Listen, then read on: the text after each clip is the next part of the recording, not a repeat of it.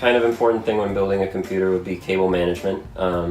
Why is that important, and exactly how would you go about it? I mean, I think it's one of the most important things because cable management is largely responsible for two things when it comes to your own build: airflow and aesthetics, which both those are huge, especially if you're building your own system. One, cables get in the way, they block airflow, your components won't cool as much, could have overheating problems. And two, if you're building your own PC, you are making it for you. You probably bought parts based on looks for you. Your case might have an open window so you can show off RGB. And if you have a bunch of cables hanging all over the place in the case, that's not gonna look good. How would you go about this? What do you recommend? Zip ties are generally the most common one.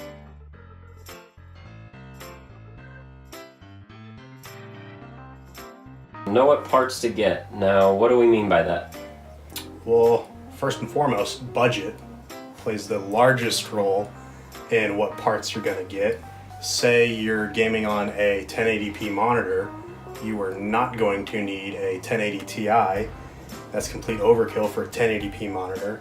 It all comes down to what games you're playing, on what monitor you're playing. Another thing that kind of gets talked about a lot when building a computer that makes people scared is static buildup. Keep something metal laying around and just touch it every now and then. We'll make sure that metal's away from the motherboard and everything else, but I've never had an issue. But if you're that worried about it, build on tile or wood flooring, stay away from carpet, don't wear socks, put dryer sheets in your pockets.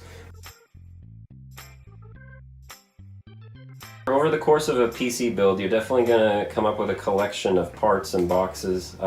Explain kind of why that's important to keep everything. I generally keep the boxes just for the amount of time that the warranty is for, just so you can ship it back.